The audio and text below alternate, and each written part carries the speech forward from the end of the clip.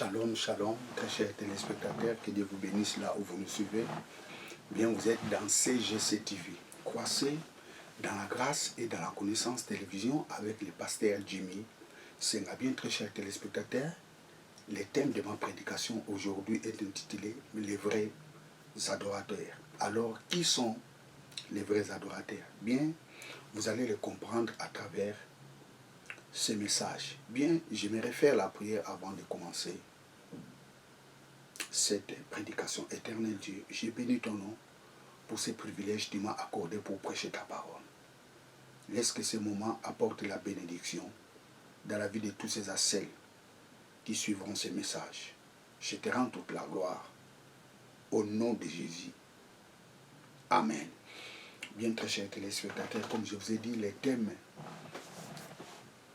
de la prédication d'aujourd'hui est intitulé « Les vrais adorateurs ». Alors, nous allons lire dans l'évangile de Jean, Jean chapitre 4, verset 23.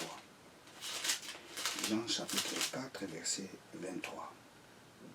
Mais l'heure vient, et elle est déjà venue, où les vrais adorateurs adoreront le Père en esprit et en vérité, car ce sont là les adorateurs que le Père demande. L'heure vient et elle est déjà venue,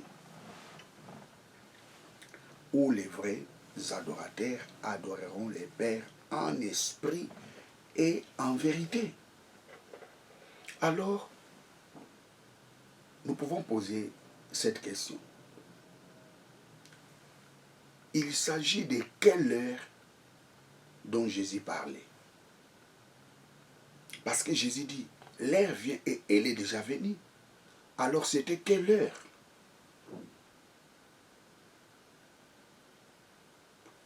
Jésus parlait de quelle heure?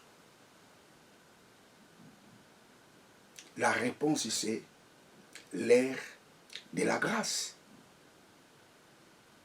Jésus parlait de l'heure de la grâce. L'heure est venue et elle est déjà venue. C'est l'heure-là dont Jésus parlait, c'était l'heure de la grâce. Vous savez, il y a une grande différence entre la grâce et la faveur. Vous savez, en français, ces deux mots apparaissent comme si c'est la même chose. Mais en grec, ces deux mots sont différents. Ces deux mots ne signifient pas la même chose.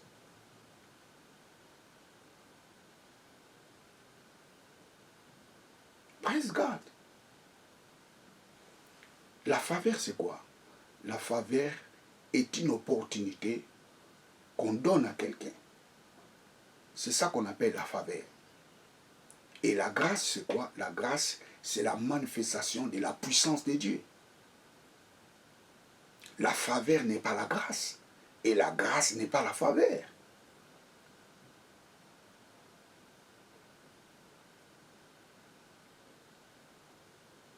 Praise God.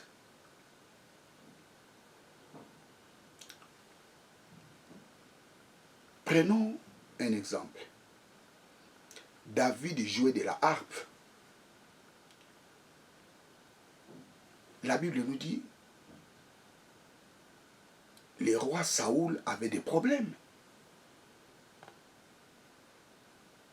Et il avait recommandé qu'on lui cherche quelqu'un qui savait très bien jouer de la harpe. La Bible nous dit, on a trouvé David. Du fait qu'on a trouvé David et les ramener, plutôt et de l'amener jusqu'au palais royal du roi Saoul, ça c'est la faveur de Dieu. Mais écoutez, lorsque David jouait de la harpe et les esprits mauvais sautaient dans le corps du roi Saoul, ça ce n'est pas la faveur, c'est la grâce de Dieu.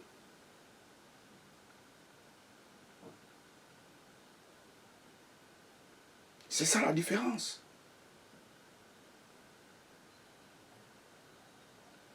David arrive dans le palais royal du roi Saoul, ça c'est la faveur de Dieu.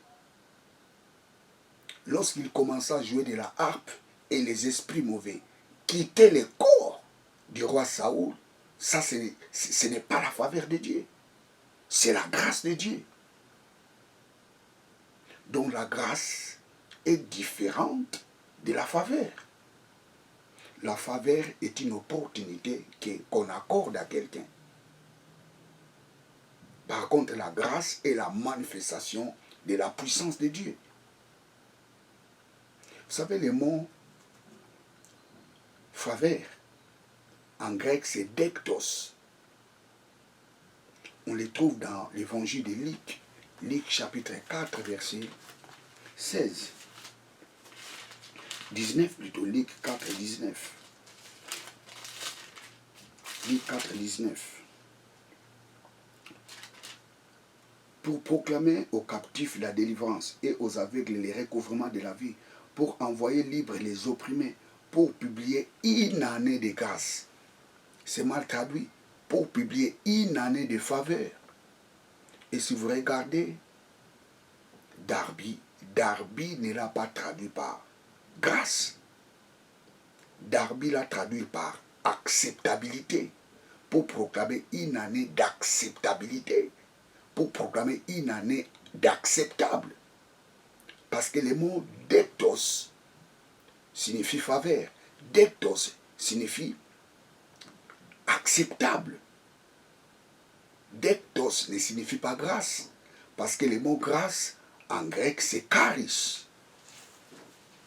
Charis. Praise God. Charis. Dektos. Dektos, c'est faveur. Et la grâce, c'est charis.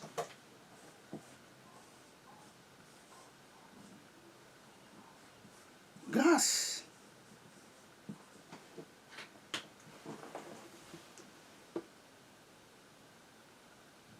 Charis. Donc la grâce est différente de la faveur. L'ère vient et elle est déjà venue.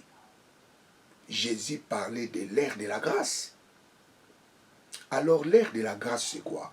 L'ère de la grâce est une ère dont les croyants en Christ vivent sous la grâce.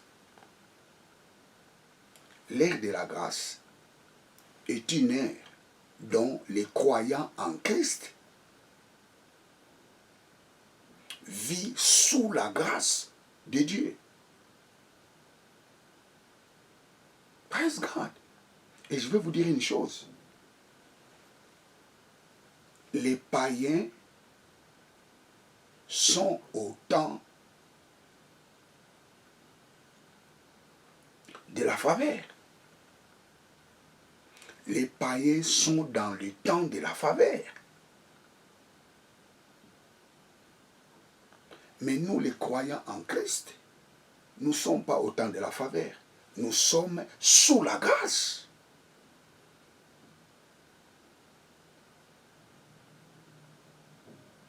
C'est ça l'ère de la grâce.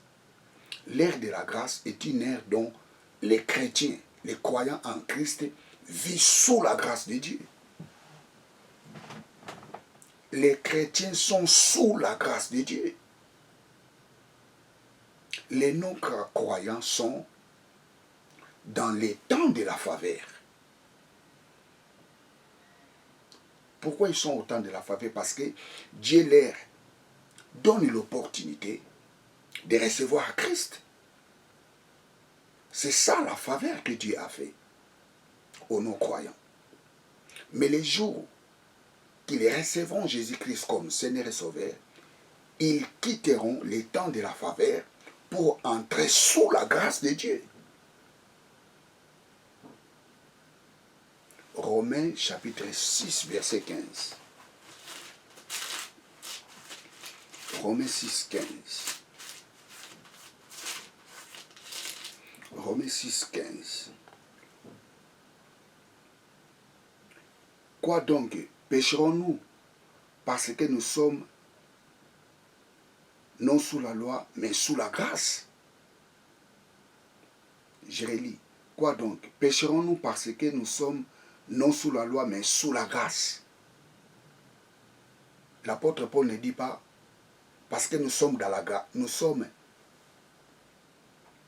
au temps de la grâce, non. Nous sommes sous la grâce, nous sommes dans la grâce. Les chrétiens sont dans la grâce de Dieu. Les chrétiens sont sous la grâce de Dieu. Lorsque nous étions des pécheurs, Christ était mort pour nous. Ça, c'est la faveur de Dieu. Praise God. Mais les jours où nous avons eu la décision d'accepter Jésus-Christ comme Seigneur et Sauveur, nous avions quitté les temps de la faveur pour entrer sous la grâce de Dieu. Donc quand Jésus dit l'heure vient et elle est déjà venue, Jésus parlait de l'ère de la grâce. L'ère de la grâce est une ère par laquelle dont les croyants en Christ vivent sous la grâce de Dieu. L'apôtre Paul dit, hé, mais quoi donc, nous allons continuer toujours à vivre dans les péchés parce que nous sommes sous la grâce.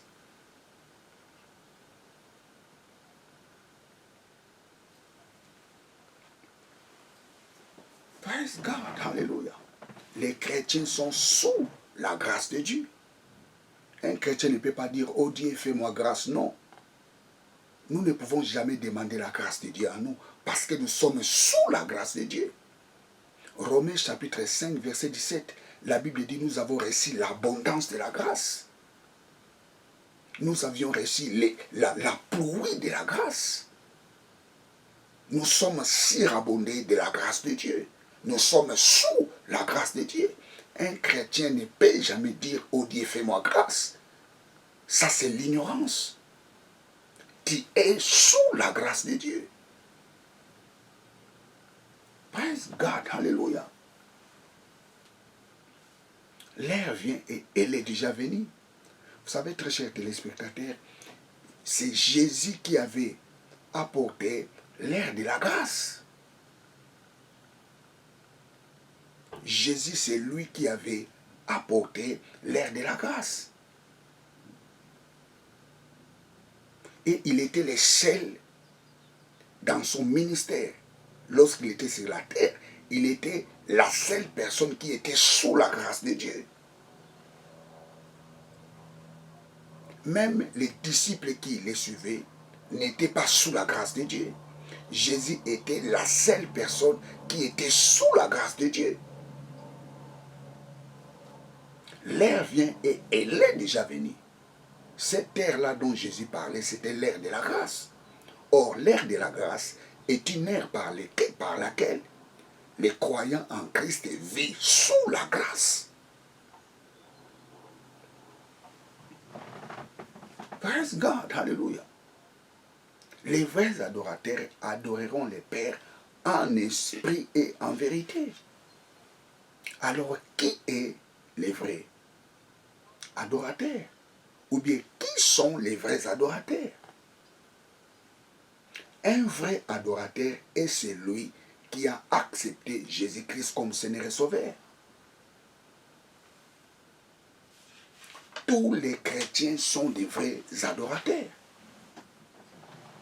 Les jours où nous avons eu la décision d'accepter Jésus-Christ comme Seigneur et Sauveur, à partir de ces jours-là, nous sommes devenus les vrais adorateurs. Les vrais adorateurs adoreront le Père en esprit et en vérité. Praise God, hallelujah.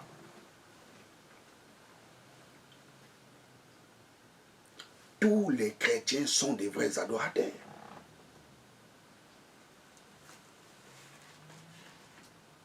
On ne devient pas les vrais adorateurs par les œuvres. Nous sommes devenus les vrais adorateurs par l'amour de Dieu. nous sommes devenus les vrais adorateurs par la grâce de Dieu. Les jours où nous avions eu la décision d'accepter Jésus-Christ, de recevoir Jésus-Christ dans notre cœur, c'était ces jours-là. Dieu nous a fait des vrais adorateurs. Je reprends encore, tous les croyants en Christ sont des vrais adorateurs. Les vrais adorateurs opèrent dans l'ordre de Melchisédek. Praise God. Les vrais adorateurs opèrent dans l'ordre de Melchisédek. Vous savez, l'ordre de Melchisédek est un ordre dont Dieu est adorable dans tout lieu. Ça, c'est l'ordre de Melchisédek. Dans l'ordre de Melchisédek, on ne choisit pas le lieu d'adoration. Dans l'ordre de Melchisédek, partout où tu pouvais être, tu peux adorer Dieu. Ça, c'est l'ordre de Melchisédek. Genèse, chapitre 14, versets 17 à 20. Genèse 14, 17 à 20. Après avoir revenu, vainqueur de Kedorlaomer et des rois qui étaient avec lui, les rois de Sodome sortis à sa rencontre dans la vallée de Chav, qui est la vallée du roi. 18. Melchisédek, roi de Salem, fit apporter du pain et du vin, et il était sacrificateur de Dieu très haut. 19. Il bénit Dieu, plutôt il bénit Abraham, et dit, béni soit Abraham par les dieux très haut, maître du ciel et de la terre. 20. Béni soit le Dieu très haut, qui a livré tes ennemis entre tes mains. Et Abraham lui donna la dîme de tout. Melchisédek n'avait pas béni Dieu dans les temples. Melchisédek a béni Dieu là où il avait rencontré Abraham.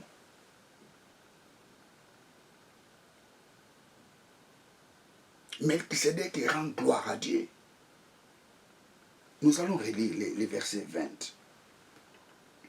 Béni soit le Dieu très haut, ça c'est Melchisédek qui dit. Béni soit le Dieu très haut qui a livré tes ennemis entre tes mains. Et Abraham lui donna la dîme de tout. Melchisédek n'avait pas choisi un lieu pour qu'il puisse rencontrer Abraham, afin qu'il puisse bénir Dieu. Ça, c'est la loi. Plutôt, ça, c'est l'ordre de Melchisédek.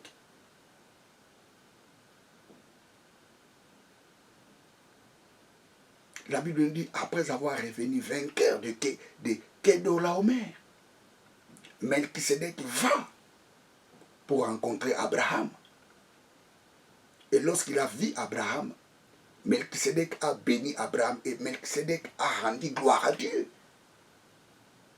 Dans l'ordre de Melchisédek, on ne choisit pas les lieux où il faut adorer Dieu. Mais dans l'ordre d'Aaron, les lieux d'adoration étaient bien précis. On n'adorait pas Dieu n'importe où. Les lieux d'adoration étaient à Jérusalem. Ça, c'est l'ordre de Melchisédek. Tout le monde a, plutôt ça, c'est l'ordre d'Aaron. Dans l'ordre d'Aaron, les lieux d'adoration étaient à Jérusalem. Le seul endroit que Dieu pouvait exaucer la prière de ses enfants.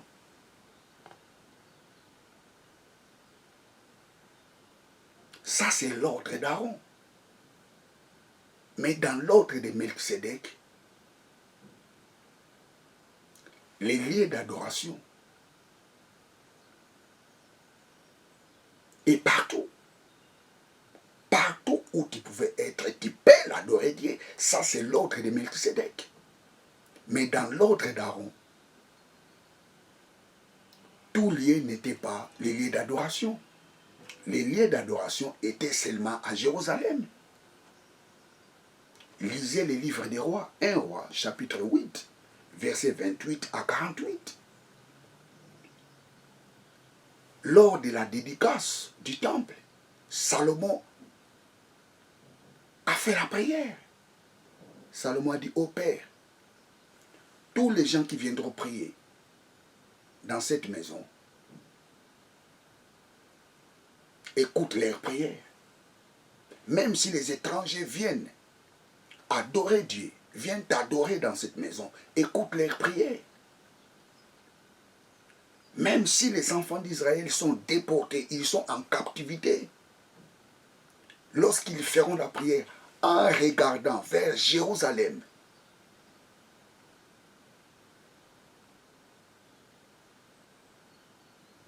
écoute leurs prières. 1 roi chapitre 8, verset 28 à 48. Ça, c'est la prière que Salomon avait faite.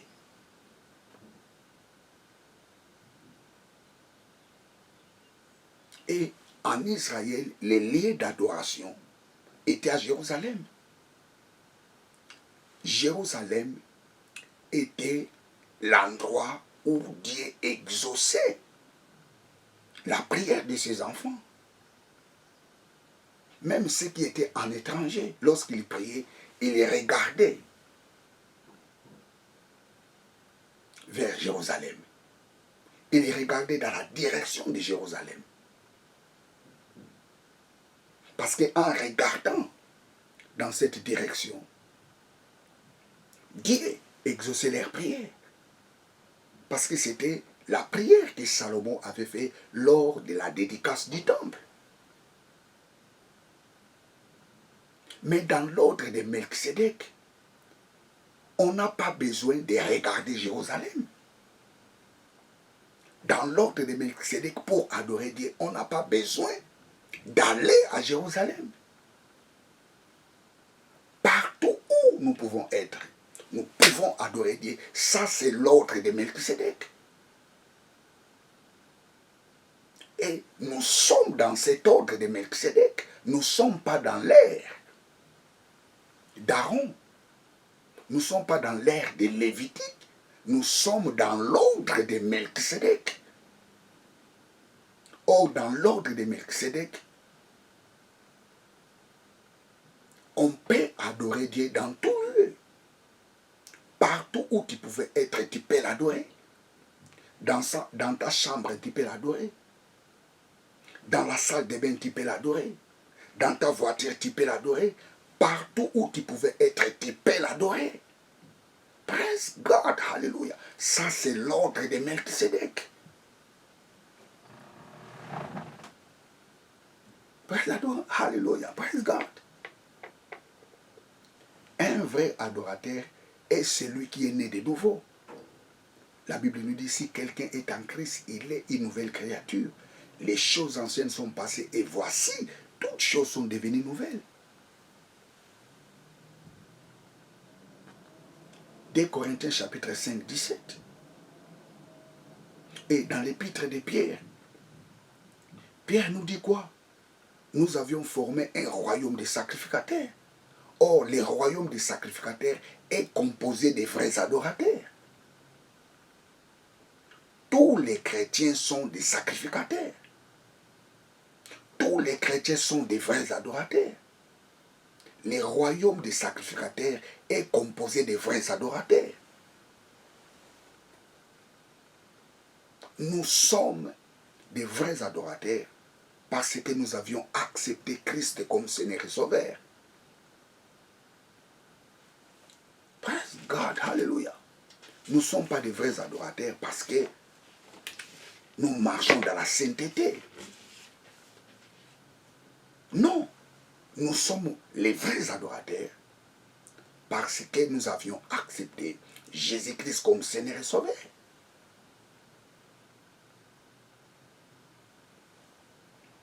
Alléluia. Les vrais adorateurs adoreront les Pères en esprit et en vérité. Alors, qu'est-ce que signifie adorer les Pères en esprit et en vérité?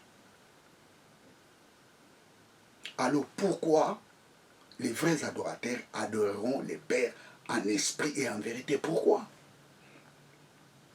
La Bible dit, les vrais adorateurs adoreront les Pères en esprit et en vérité. Alors, posons la question. Pourquoi les vrais adorateurs adoreront les Pères en esprit et en vérité? Prenons toujours l'évangile de Jean, chapitre 4, verset 24.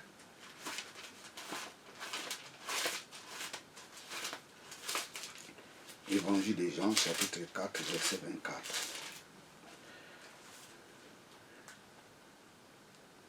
Dieu est esprit. Il faut que ceux qui l'adorent, l'adorent en esprit et en vérité. Les vrais adorateurs adoreront les Pères en esprit et en vérité. Pourquoi? Parce que Dieu est esprit. Les vrais adorateurs adorent les Pères en esprit et en vérité. Pourquoi? Parce que Dieu est esprit. Comme Dieu est esprit, les vrais adorateurs adoreront les Pères en esprit et en vérité. Analysons très bien les mots qui sont dans ces passages. Les mots esprit, en grec, c'est pinema. Pinema. Pinema. Pinema signifie vent. Pinema signifie souffle. Pinema signifie esprit.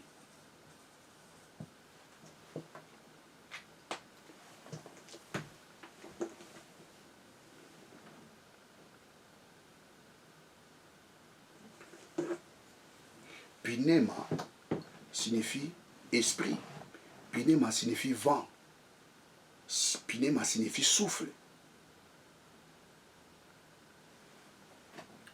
Les vrais adorateurs adoreront le Père en esprit et en vérité. Pourquoi les vrais adorateurs adoreront le Père en esprit et en vérité? Parce que Dieu est esprit.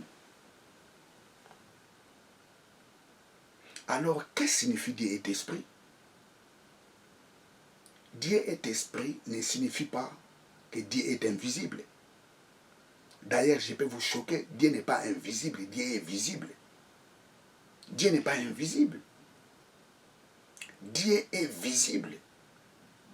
Qu'est-ce qu'il a dit à Moïse? Personne ne peut voir ma face. Celui qui voit ma face meurt. Mais la Bible nous dit Moïse a vu le dos de Dieu. Donc cela signifie Dieu n'est pas invisible, Dieu est visible. Colossiens chapitre 1er verset 15. Je vais vous démontrer que Dieu n'est pas invisible, Dieu est visible. Colossiens chapitre 1 verset 15.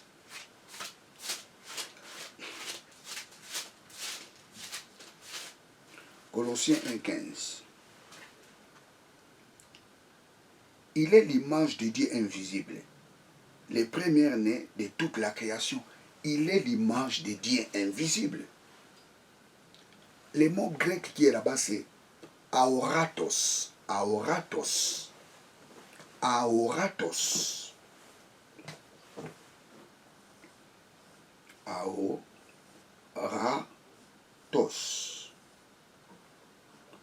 Aoratos, ça signifie quoi? Aoratos, ça signifie invisible. Aoratos signifie jamais vu.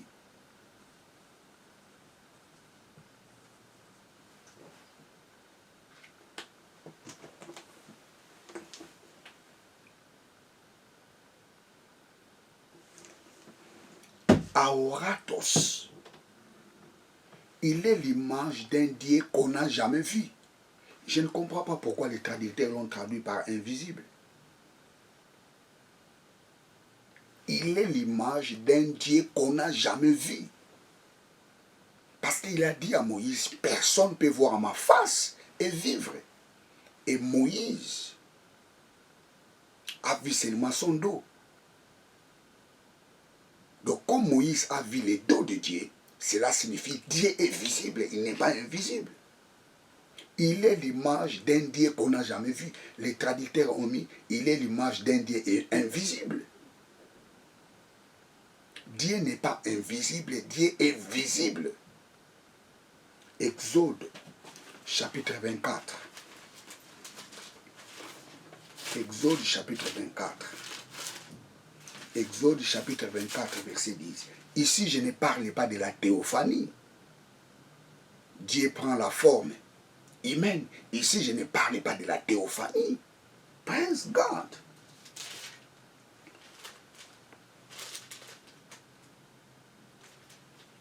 Exode 24, verset 10 à 11.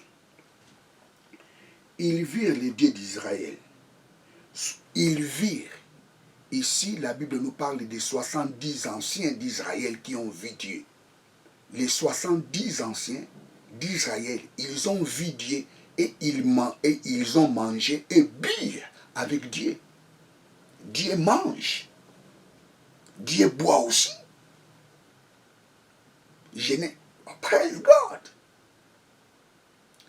J'ai rien inventé. Nous allons lire la parole de Dieu. Ils virent Dieu d'Israël sous ses pieds.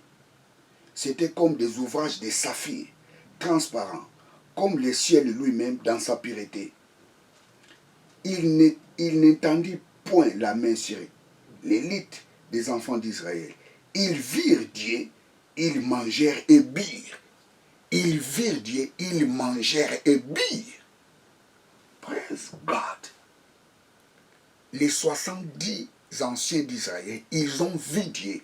La Bible dit, ils mangèrent et birent. Ils ont mangé et ils birent. Avec qui? Avec Dieu.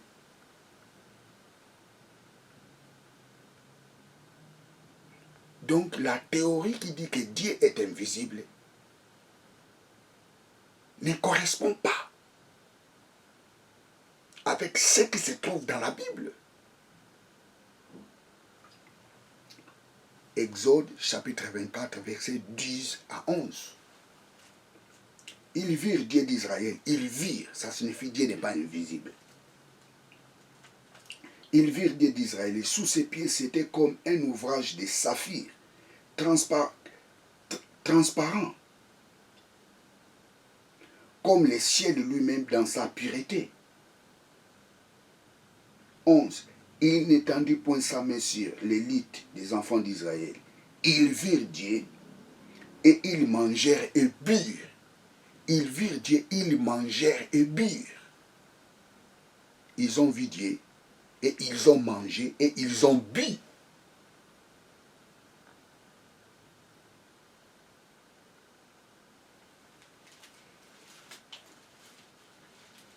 Dieu est esprit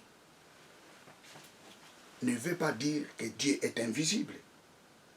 Dieu n'est pas invisible. Dieu est visible. D'ailleurs, la Bible nous promet dans les livres d'Apocalypse, nous les verrons face à face. Dieu est esprit, ça signifie tout simplement Dieu est omniprésent. C'est pourquoi on peut l'adorer partout. Dieu est esprit, ça signifie Dieu est omniprésent. Comme Dieu est omniprésent, on peut l'adorer partout. Dans ta chambre, tu peux l'adorer parce que Dieu est partout. Dans ta voiture, tu peux l'adorer parce que Dieu est partout. Dans des salles de bain, tu peux l'adorer parce que Dieu est partout. Les lieux d'adoration n'est pas seulement à l'église. Les lieux d'adoration n'est pas seulement à Jérusalem. Pourquoi? Parce que Dieu est esprit. Dieu est omniprésent. Praise God. Lisons un peu l'histoire de la femme samaritaine. Vous serez d'accord avec moi. Jean chapitre 4, verset 7.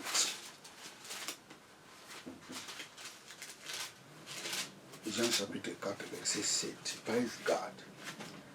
Jean chapitre 4, verset 7. Jean chapitre 4, verset 7. Jean chapitre 4, verset 7. Une femme samaritaine vint puiser de l'eau. Jésus lui dit, donne-moi à boire, car ses disciples étaient allés à la ville pour chercher des vivres. La femme samaritaine lui dit, comment toi qui es juif me demandes-tu à boire, à moi qui suis une femme samaritaine? Les juifs, en effet, n'ont pas de relations avec des samaritains.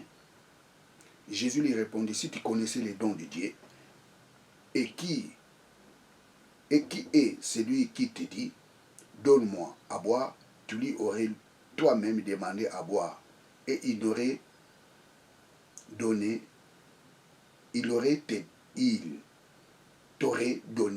l'eau de vive, l'eau vive. Seigneur lui dit, la femme, tu n'as rien pour puiser, et le puits est profond. D'où aurais-tu donc cette eau vive? 12. Es-tu plus grand que notre père Jacob, qui nous a donné ce puits, et qui en a bu lui-même, ainsi que ses fils et ses troupeaux? 13. Jésus lui répondit, quiconque boit de cette eau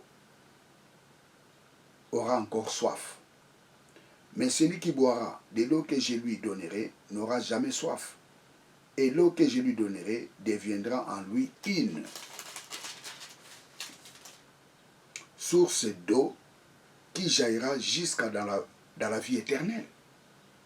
La femme lui dit, Seigneur, donne-moi cette eau, afin que je n'aie plus soif, et je ne vienne plus puiser ici. Va, lui dit Jésus, appelle-moi ton mari et viens ici. La femme répondit, je n'ai point de mari. Jésus lui dit, tu as eu raison de dire, je n'ai point de mari, car tu as 5 maris, et celui que tu as maintenant n'est pas ton mari. En cela, tu as dit vrai. Seigneur, lui dit la femme, je vois que tu es un prophète. Tu es prophète. Nos pères ont adoré sur cette montagne, et vous dites, vous, que les lieux où il faut adorer est à Jérusalem. Verset 20. Nos pères ont adoré sur cette montagne, et vous dites, vous, que les lieux il faut adorer est à Jérusalem. 21. La femme, lui dit Jésus, crois-moi, l'heure vient où ce ne sera ni sur cette montagne, ni à Jérusalem que vous adorerez les pères. Je relis le 21. Femme, lui dit Jésus, crois-moi, l'heure vient où ce ne sera ni sur cette montagne, ni à Jérusalem que vous adorerez les pères. Vous adorez ce que vous ne connaissez pas. Nous adorons ce que nous connaissons, car le salut vient des Juifs. Mais l'heure vient, et elle est déjà venue, où les vrais adorateurs adoreront les pères en esprit et en vérité, car sont là les adorateurs que les pères demandent. Ici, il y avait la division entre les Samaritains et les Juifs. Les Samaritains, ce sont des Juifs qui sont 50% Juifs, 50% Assyriens. Vous savez, après la division d'Israël, les schismes, l'Israël était divisé en deux. Les royaumes du sud, les pays c'est Juda, capitale, c'est Jérusalem. Les royaumes du nord, les pays, c'est Israël, capitale, c'est Samarie.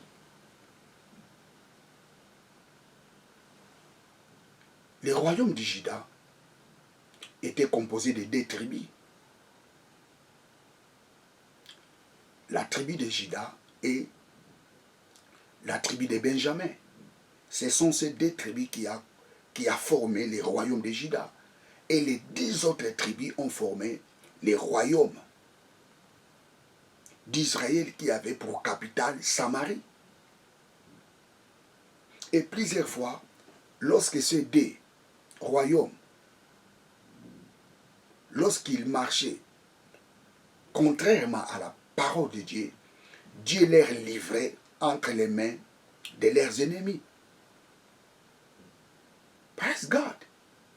Et le royaume d'Israël, lorsqu'il se comportait mal, Dieu les livrait entre les mains des Assyriens. Et les Assyriens ont déporté les enfants d'Israël.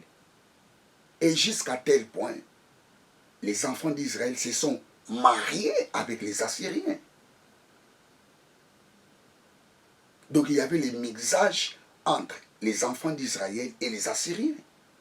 Donc les Samaritains étaient 50% Israël, 50% Assyriens.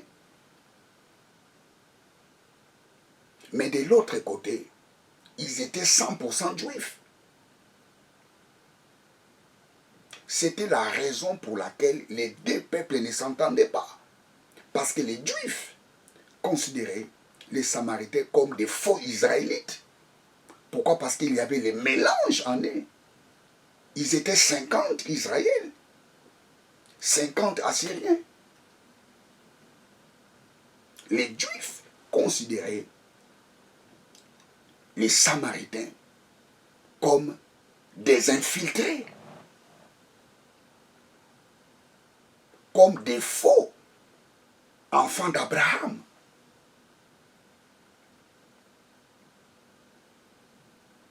Praise God, hallelujah.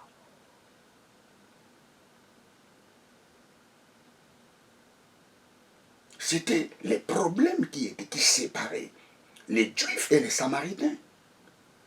Les Juifs considéraient comme ils sont 100% Juifs. Et les Samaritains étaient 50%. Ils étaient des infiltrés. 50 Israéliens, 50 Assyriens. C'était le premier problème qui les séparait. À part les schismes. À part la division de ces royaumes. Et les Samaritains adoraient Dieu, ou ils adoraient Dieu sur les monts Garizim, sur la montagne qu'on appelait Garizim. Les Samaritains adoraient Dieu là-bas. Et les Juifs adoraient Dieu à Jérusalem. Et les Juifs disaient, nous, les lieux d'adoration que Dieu nous a donnés, c'est Jérusalem. Les Samaritains, eux aussi, disent, notre lieu d'adoration, c'est les monts Garizim. Il y avait la division entre ces 2 peuples. Mais à la base, c'est un peuple. C'est un seul peuple, je dirais. À la base, ils sont un seul peuple. À cause de la division, à cause des déportations qui a eu lieu pendant leur division, et c'est ça qui a créé ces 2 peuples deviennent ennemis. Mais à la base, ils sont qu'un seul peuple, les enfants d'Abraham. Les Samaritains se sont mariés avec des Assyriens et ils ont fait des enfants, 50% Israël, 50% Assyriens. Mais les Juifs, ils ont gardé la race. C'est pour cela que Jésus devait naître dans la tribu de Juda. Jésus devait naître dans une lignée pure. Judas.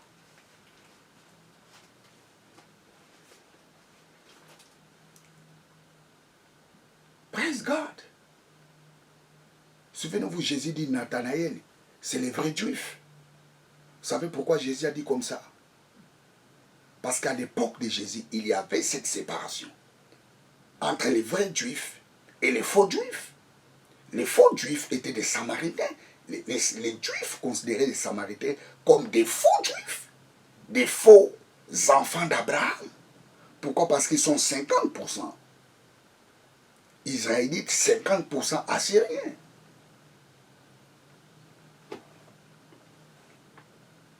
Praise God, hallelujah, praise God, hallelujah.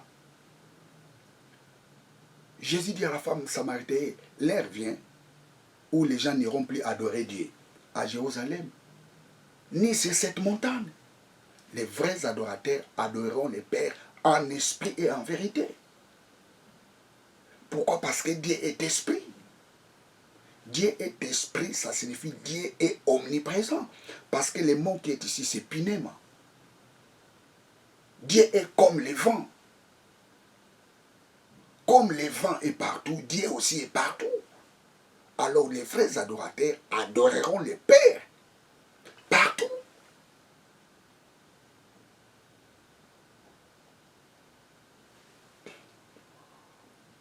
Les vrais adorateurs adoreront le Père en esprit et en vérité. Adorer le Père en esprit, ça signifie adorer le Père partout. Pourquoi? Parce que Dieu est partout. Dieu est esprit. Dieu est comme le vent. Comme le vent est partout, Dieu aussi est partout. Parce que le mot qui est ici, c'est Pinema. Pinema signifie vent. Pinema signifie souffle. Pinema signifie esprit. Dieu est comme l'esprit. Dieu n'est pas le vent. Dieu fonctionne comme le vent. Comme le vent est partout, Dieu aussi est partout. C'est pour cela les vrais adorateurs, pour adorer Dieu, il n'a pas besoin d'aller à Jérusalem. Il n'a pas besoin d'aller sur la montagne pour adorer Dieu. Les vrais adorateurs adoreront le Père en esprit et en vérité. Vous savez, il y a des pays où les gens vont adorer Dieu sur des montagnes. Oh non, je vais aller sur la montagne pour adorer Dieu. Praise God. Dans ta maison, tu peux adorer Dieu. Parce que Dieu ne se trouve pas sur la montagne. Dieu est omniprésent. Partout où tu pouvais être, si tu l'adores, il te répondra. Partout où tu pouvais être, Dieu aussi est présent. Si tu l'adores, il va t'écouter.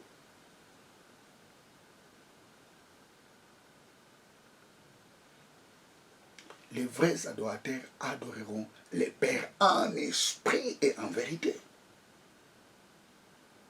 Les chrétiens opèrent dans l'ordre de Melchisédek. Dans l'ordre de Melchisédek, on ne choisit pas l'endroit où il faut adorer Dieu.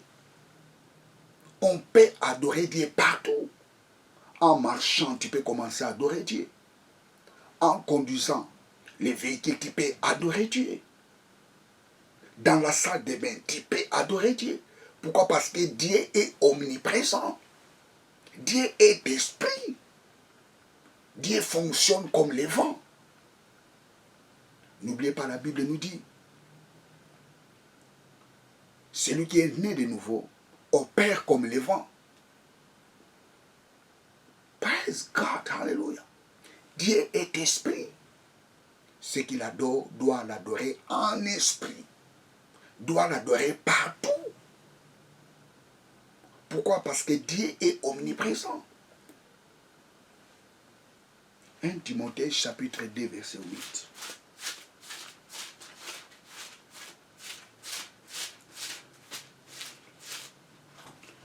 Timothée chapitre 2 verset 8.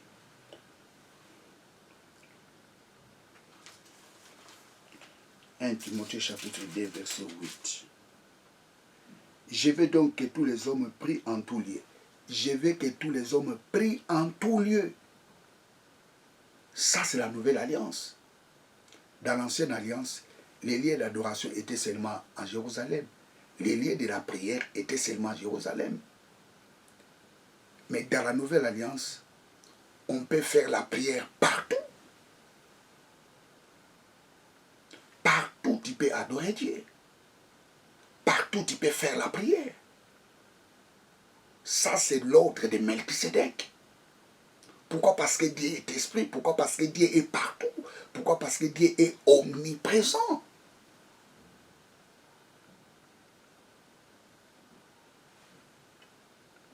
Praise God, hallelujah.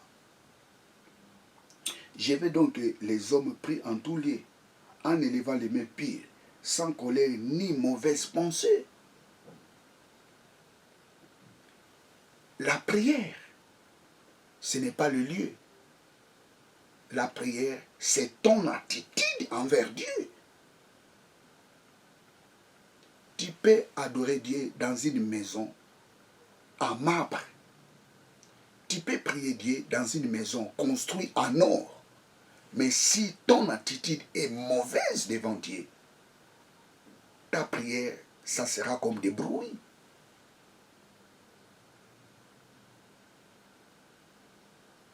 Ta prière ne poussera jamais à Dieu de répondre à ta préoccupation. Je veux que tous les hommes prient en tout lieu. Ça, c'est l'ordre de Melchisédek. Mais dans l'ancienne alliance, les lieux d'adoration étaient à Jérusalem. Les lieux d'adoration étaient sur les monts Garizim, où allaient les Samaritains. Mais dans la nouvelle alliance, on peut faire la prière partout. Pourquoi? Parce que nous avions compris. Dieu est omniprésent. Dieu est esprit. Dieu fonctionne comme les vents. Comme le vent est partout, Dieu aussi est partout. C'est ça la signification de Dieu est esprit. Dieu est esprit, ça signifie Dieu est omniprésent. Dieu est esprit, ça ne signifie pas que Dieu est invisible. Je vous ai démontré des passages qui prouvent que Dieu n'est pas invisible, Dieu est visible. Les 70 anciens d'Israël ont vu Dieu. La Bible nous dit, ils birent, ils mangèrent. Praise God, hallelujah. Ils birent, ils mangèrent. Parce qu'ils ont vu Dieu. La Bible nous dit, ils ont vu seulement ses pieds. Praise God, hallelujah. Mais la Bible nous dit dans le livre d'Apocalypse, nous les verrons face à face. Praise God, hallelujah. Les vrais adorateurs n'ont pas besoin de prier avec un chapelet. Vous savez, les gens, il y a des gens, s'il n'a pas le chapelet, il ne peut pas prier. Oh, je n'ai pas le chapelet, je ne peux pas faire la prière. J'ai perdu mon chapelet, je ne peux pas faire la prière. Oh, il n'y a pas de bougie, je ne peux pas faire la prière. Il n'y a pas de tapis, je ne peux pas faire la prière. Dieu n'a pas besoin de ces choses. Un vrai adorateur n'a pas besoin de ces choses. Les vrais adorateurs adoreront le Père en esprit et en vérité. Partout où il pouvait être, il peut adorer Dieu.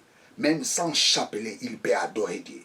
Sans allumer les bougies, il peut adorer Dieu. Ça, c'est l'ordre de Melchisédek. Moi, je connais les gens, on leur dit, lorsque tu fais la prière, il faut regarder dans telle direction. Lorsque tu fais la prière, il faut regarder dans telle direction. Praise God, hallelujah. Praise God, hallelujah, praise God, hallelujah.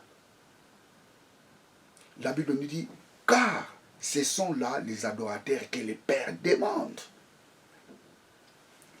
Jean chapitre 4, verset 23.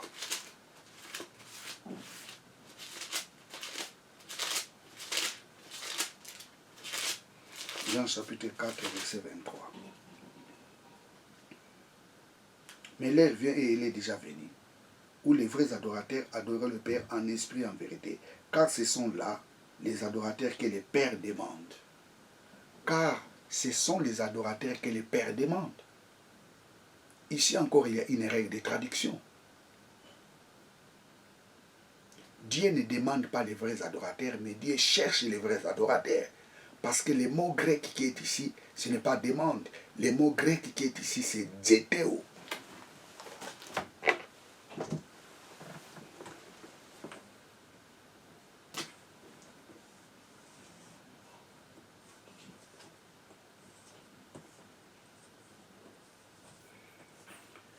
Zeteo signifie cherche, rechercher, ou cherche. Par exemple, Darby l'a traduit, ce sont les adorateurs que les pères recherchent.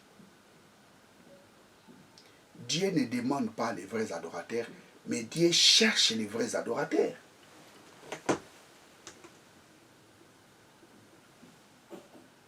Parce que le mot demande, demander, en grec c'est aiteo. Aiteo. Aiteo. Aiteo signifie demander.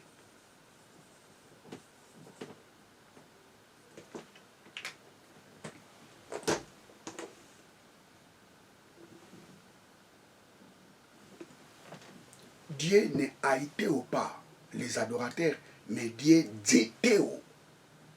Dieu cherche les vrais adorateurs. Dieu ne demande pas les vrais adorateurs, mais Dieu cherche les vrais adorateurs. Darby l'a traduit comme ça, Dieu cherche les vrais adorateurs. Pourquoi Dieu cherche les vrais adorateurs? Parce que il avait perdu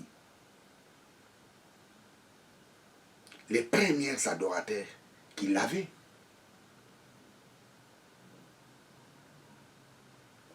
On cherche la chose qu'on a perdue. Dieu a perdu Adam et Ève. Adam et Ève étaient les premiers adorateurs. Adam et Ève adoraient le Père en esprit et en vérité.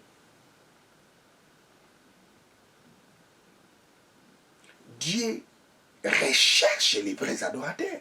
Pourquoi il les recherche? Parce qu'il les avait perdus dans le jardin d'Éden. Dieu ne demande pas les vrais adorateurs, mais il recherche les vrais adorateurs. C'est pour cela qu'il a envoyé Jésus pour chercher les vrais adorateurs. Et les jours où nous avions accepté Jésus-Christ comme Seigneur et Sauveur, c'était ces jours-là, Dieu nous a trouvés. Et Dieu continue toujours à chercher les vrais adorateurs par l'évangile. Ce sont ces adorateurs-là que les pères recherchent, pas demander. Dieu cherche les vrais adorateurs. Dieu est à la recherche des vrais adorateurs.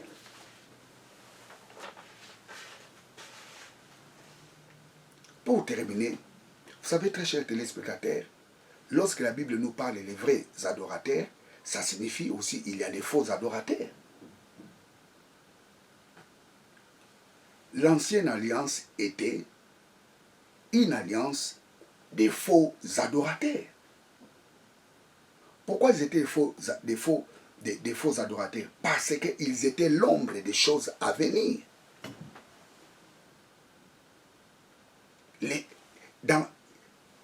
Pour bien expliquer, les adorateurs de l'ancienne alliance, ils étaient la photocopie de la nouvelle alliance. Donc, tous les gens qui étaient dans l'ancienne alliance, ils étaient des faux adorateurs. Pourquoi ils étaient des faux adorateurs? Parce qu'ils étaient l'ombre des choses à venir. Ils n'étaient pas faux parce qu'ils ne connaissaient pas Dieu. Non, ils connaissaient Dieu. Mais ils étaient la photocopie dont l'original, c'est nous qui sommes en Christ.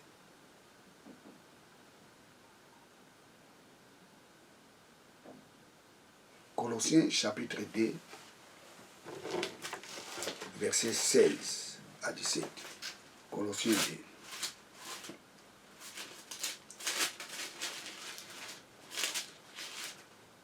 Colossiens 2, 16 à 17. Que personne donc ne vous juge au sujet de manger ou de boire, ou au sujet d'une fête, d'une nouvelle ligne ou de sabbat. C'était l'ombre des choses à venir, mais le corps est en Christ. Toutes ces choses étaient l'ombre des choses à venir.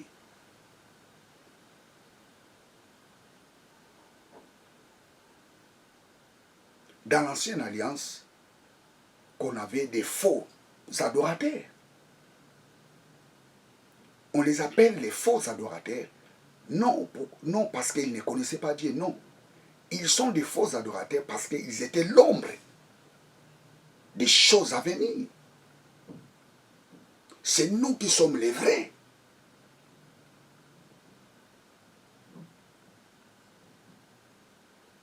L'Ancien Testament était les images.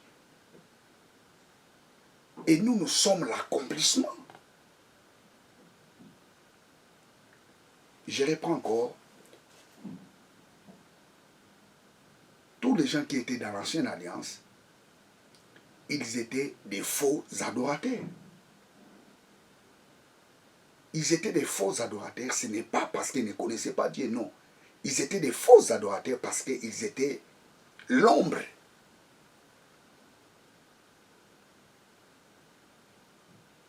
des choses à venir. Je vous donne un exemple. Pour le pardon du péché dans l'Ancienne Alliance, il faut immoler un animal. Aujourd'hui, on ne peut plus l'immoler l'animal parce que Christ est le vrai animal. Donc l'animal qu'on immolait dans l'Ancienne Alliance était le type. C'était un faux Christ. Mais le vrai Christ, c'était celui qui était mort sur la croix.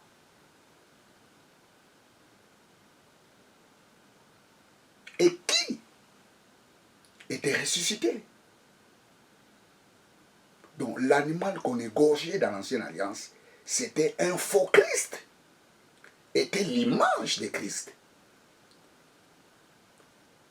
L'animal était la photocopie de Christ. Mais le vrai Christ, c'était celui qui était mort et ressuscité.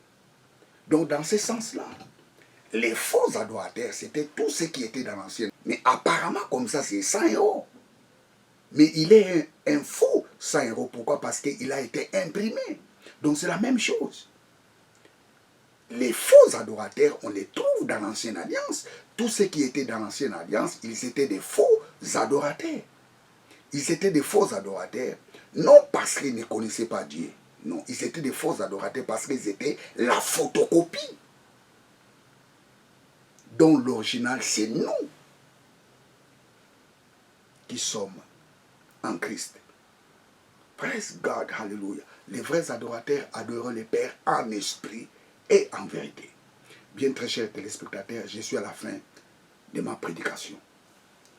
Abonnez-vous massivement dans cette chaîne de télévision. Tapez Senga Jimmy. Partagez ces vidéos à vos amis, aux membres de vos familles.